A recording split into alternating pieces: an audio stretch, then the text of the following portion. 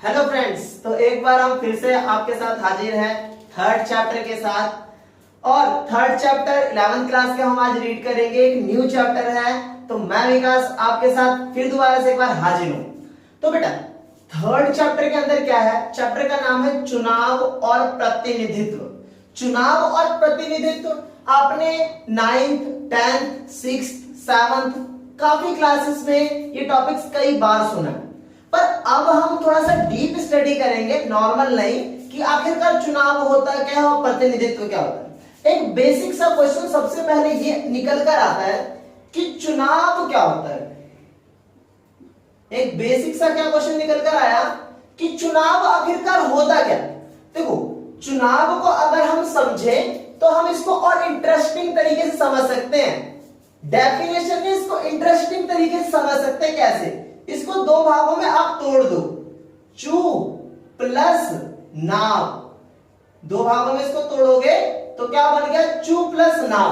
मतलब एक ऐसी नाव जो देश को क्या करे? नैया से पार लगवा दे। क्या करे? मतलब एक ऐसी नाव जो देश को पार लगा दे। अब उस नाव पर कौन बैठेंगे?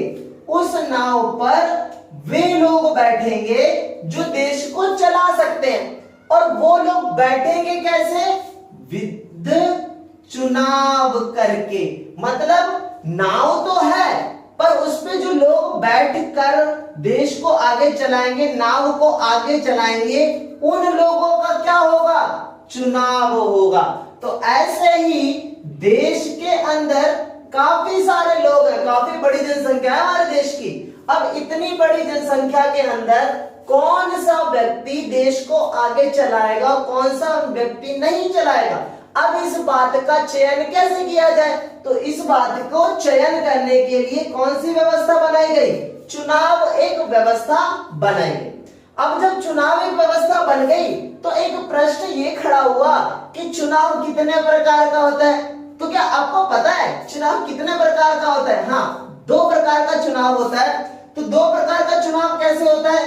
एक होता है प्रत्यक्ष चुनाव और एक होता है अप्रत्यक्ष चुनाव।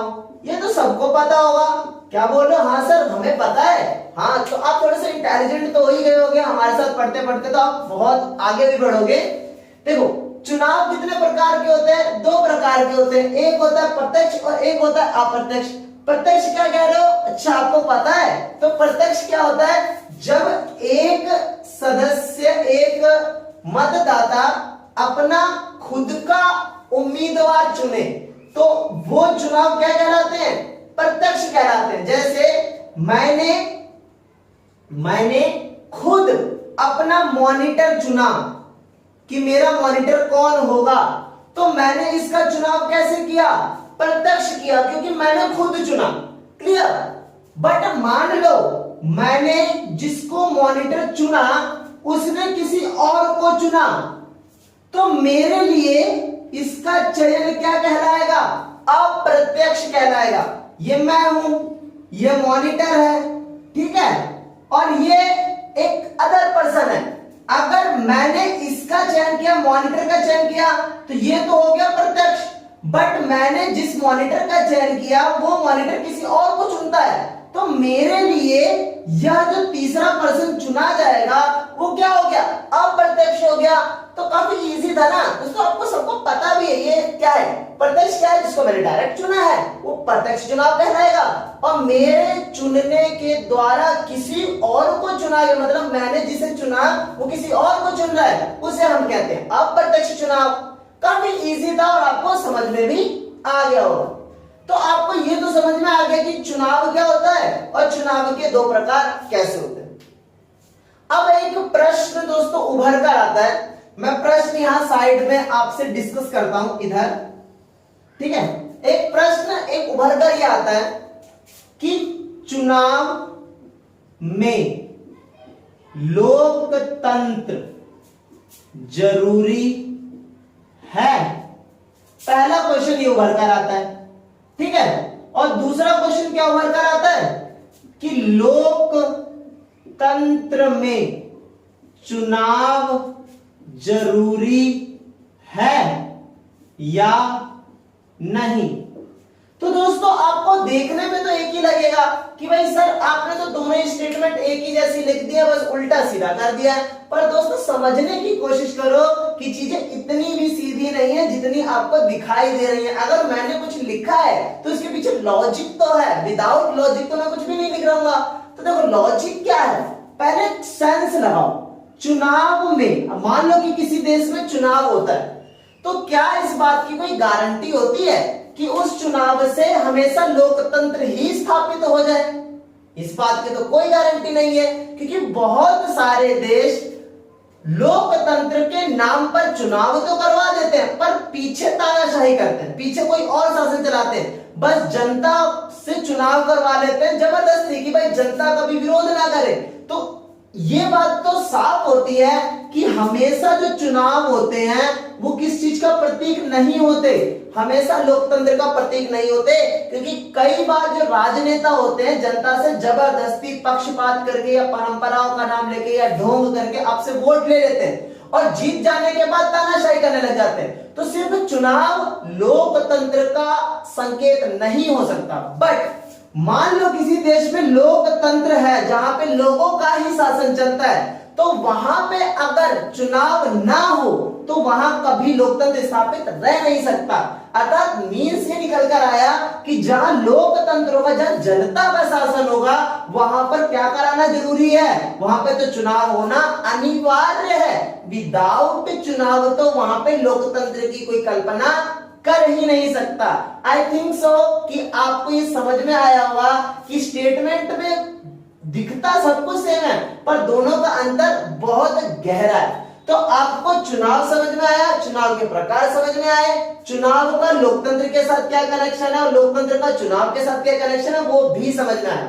अब इसके बाद हम बात करते हैं बेसिक टर्म्स पर। एक बेसिक टर्म्स क्या है, एक बेसिक टर्म्स ये है कि भाई प्रतिनिधित्व किसे कहते हैं। प्रतिनिधित्व किसे कहोगे आप, मतलब प्रतिनिधित्व क्या होता है, प्रतिनिधि क्या होता है। एक प्रश्न आता है प्रतिनिधित्व, ठीक है। अब इसी से एक निकला प्रतिनिधि, और इसी प्रतिनिधि को आप क्या कहते हो, उम्मीदवार। मतलब ये कौन होते हैं, प्रतिनिधि कौन है, प्रतिनिधित्व क्या है, उम्मीदवार क्या है। तो दोस्तों बहुत आसान तरीके से समझते हैं, बहुत ही आसान तरीके से, शायद ही आपको किसी ने बताया। देखो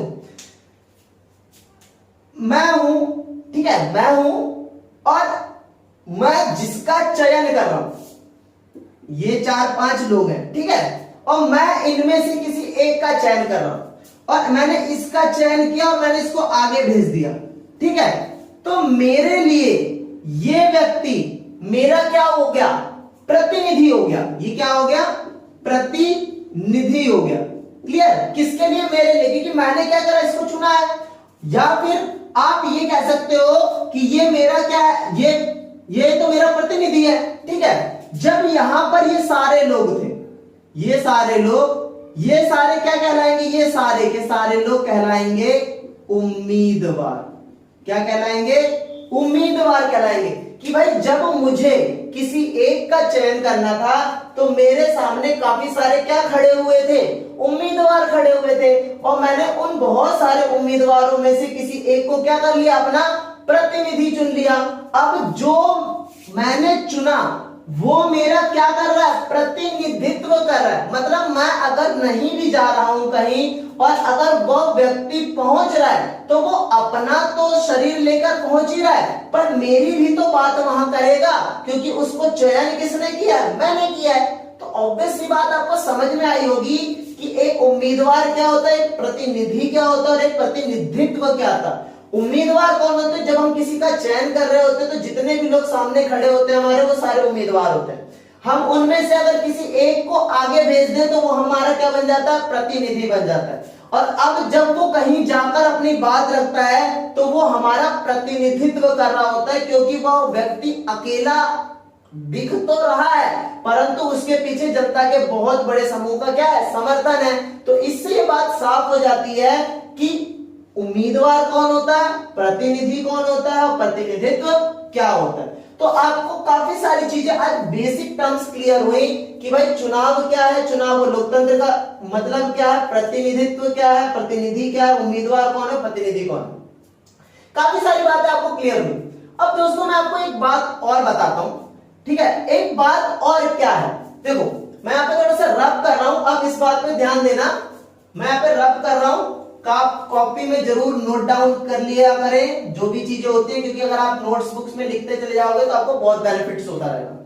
देखो अब एक बात हम करते हैं कि भारत के अंदर या कहो विश्व के अंदर कितनी चुनाव प्रणालियां हैं। देखो दो तरह की चुनाव प्रणाली है भारत में भी और विश्व में भी। एक होती है जो सबसे आगे वह जीते की प्रणाली, ठीक है, एक तो ये होती है, और दूसरी प्रणाली होती है समानुपातिक प्रतिनिधित्व प्रणाली, ठीक है, एक प्रणाली ये होती है। तो दोस्तों ये जो दो प्रणालियां हैं वो बहुत इंपॉर्टेंट है इस चैप्टर के अंदर, ध्यान रखना, ये जो दो प्रणालियां हैं वो बहुत इंपॉर्टेंट इस चैप्टर के अंदर, और आपको ये वाली मैं अभी बता दूंगा, इसको अभी नहीं बताऊंगा, सस्पेंस रखना है। तो इसको हम अपने नेक्स्ट जो वीडियो आपकी कल आएगा, इसका जो नेक्स्ट पार्ट होगा जो आपका आगे आएगा, उसमें इसको पढ़ेंगे कि आखिरकार समानुपातिक प्रतिनिधित्व प्रणाली क्या है। तो हम पहले इस पे जिक्र कर लेते हैं कि जो सबसे आगे वह जीते की प्रणाली क्या है। तो देखो जो सबसे जीते वह, एक राज्य है, मान के चलो दिल्ली है, ठीक है, दिल्ली के अंदर कितनी सीटें, 70 सीटें, ठीक है, हर एक सीट पर काफी सारी पार्टीज क्या करती हैं, अपना अपना क्या खड़ा कर देती है, उम्मीदवार खड़ा कर देती हैं। समझाया था ना मैंने कि भाई मान लो कि मैं रहता हूं विकासपुरी विधानसभा क्षेत्र में, मैं कहां रहता हूं, विकासपुरी विधानसभा क्षेत्र में मैं रहता हूं। तो विकासपुरी विधानसभा क्षेत्र में कांग्रेस पार्टी भी है, बीजेपी पार्टी भी है, बीएसपी भी है, समाजवादी पार्टी भी है, बहुत सारी पार्टी है, कांग्रेस पार्टी भी है, आप पार्टी भी है। अब इस एक सीट पर इतनी सारी पार्टियों ने अपना एक एक क्या खड़ा कर दिया, उम्मीदवार खड़ा कर दिया। हमारे सामने, मेरे सामने बहुत सारे क्या खड़े हो गए, मेरे सामने क्या खड़े हो गए, बहुत सारे उम्मीदवार खड़े हो गए। अब मैं तो किसी एक का ही ना चयन करूंगा, अब जब इन सभी में से मैं जिसका चयन करके आगे भेजूंगा, तो यहां पे कॉन्सेप्ट होता है, अगर किसी भी एक उम्मीदवार को किसी एक सीट पर जीतना होता है तो उसको सामान्य बहुमत चाहिए होता है। क्या चाहिए होता है, इधर ध्यान देना, उसे क्या चाहिए होता है, सामान्य बहुमत चाहिए होता है, ठीक है। अगर उसे सामान्य बहुमत मिल जाता है तो वो जीता हुआ घोषित हो जाएगा, ठीक है। अब सामान्य बहुमत में क्या होता है, आधा प्लस एक मतलब कि इस विकासपुरी विधानसभा क्षेत्र की जितनी जनसंख्या है उस जनसंख्या का आधा प्लस एक अगर किसी एक भी उम्मीदवार को मिल गया तो उसे जीता हुआ घोषित कर दिया जाएगा। बट होता क्या है, किसी एक सीट पर जब बहुत सारी पार्टी अपना अपना उम्मीदवार खड़ा कर देती है तो वोट बहुत सारा बढ़ जाता है। मतलब मान लो कि एक ही सीट पर 10, 20, 30, 40 उम्मीदवार खड़े हो जाएं, तो जनता जब वोट देने जाएगी तो वोट क्या हो जाएंगे, बढ़ जाएंगे। जब वोट इतने ज्यादा बढ़ जाएंगे तो वोट बढ़ जाने के कारण कई बार ऐसा होगा कि किसी को भी क्या नहीं मिलेगा, सामान्य बहुमत मिलेगा ही नहीं। तो ऐसी अवस्था में जब किसी को भी सामान्य बहुमत मिल ही नहीं रहा तो क्या होगा, क्या बार बार चुनाव कराते रहे? तो नहीं, ऐसा नहीं होता। हमारे देश के अंदर एक व्यवस्था ये रख दी गई कि अगर किसी एक विधानसभा क्षेत्र पर चुनाव हो रहा है और उस चुनावी क्षेत्र पर किसी को भी सामान्य बहुमत नहीं मिला, किसी को नहीं मिला, बट दूसरे की तुलना मान लो कि 4 थे, ठीक है, 100 में से मैं आपको उदाहरण दे रहा हूं, 100 में से इनमें बटे, एक को 40 मिला, एक को 20 मिला, एक को 20 मिला, ये हो गए, और एक को मिला 15, ठीक है। अगर 100 का हम फॉर्मूला निकाले आधा प्लस 1 तो कितना बना, 51 बना। बट किसी को भी 51 तो मिला नहीं, तो क्या कोई जीता नहीं, कोई नहीं जीता। बट एक नया तरीका निकाला कि भले ही किसी को भी सामान्य बहुमत ना मिला हो, किसी को भी ना मिला हो, परंतु अगर किसी ऐसे व्यक्ति को सबसे ज्यादा वोट मिले हो जो दूसरों से ज्यादा हो, भले ही उसको बहुमत मिला हो चाहे ना मिला हो, परंतु दूसरे उम्मीदवारों की तुलना में ये भी एक उम्मीदवार था, ये भी था और ये भी था, जिसको 20-20-15 मिले, पर इसको कितने मिले? 40। भले इसको बहुमत नहीं मिला, ये 51 नहीं मिला, परंतु दूसरे उम्मीदवारों की तुलना में उसको सबसे ज्यादा क्या मिल गए? वोट मिल गए। तो जिसको सबसे ज्यादा वोट मिले हुए उसको क्या घोषित कर दिया जाएगा? जीता हुआ घोषित कर दिया जाएगा। तो एक सामान्य से बता देता हूं कि जब भी कभी एक विधानसभा क्षेत्र में चुनाव होता है तो एक विधानसभा क्षेत्र में काफी सारे पार्टीज के जब उम्मीदवार खड़े हो जाते हैं तो किसी एक को भी बहुमत मिलना बहुत मुश्किल हो जाता है। ऐसी अवस्था में जिसको भी सामान्य बहुमत ना मिला हो परंतु दूसरे की तुलना में सबसे ज्यादा वोट मिले, दूसरे के उम्मीदवारों की तुलना में ज्यादा वोट मिले, तो उसी को जीता हुआ घोषित कर दिया जाता है। इसे ही जो सबसे आगे वही जीते की प्रणाली, फर्स्ट पास्ट द पोस्ट प्रणाली, बहुलवादी व्यवस्था, सर्वाधिक मत से जीत की प्रणाली के नाम से जाना जाता है।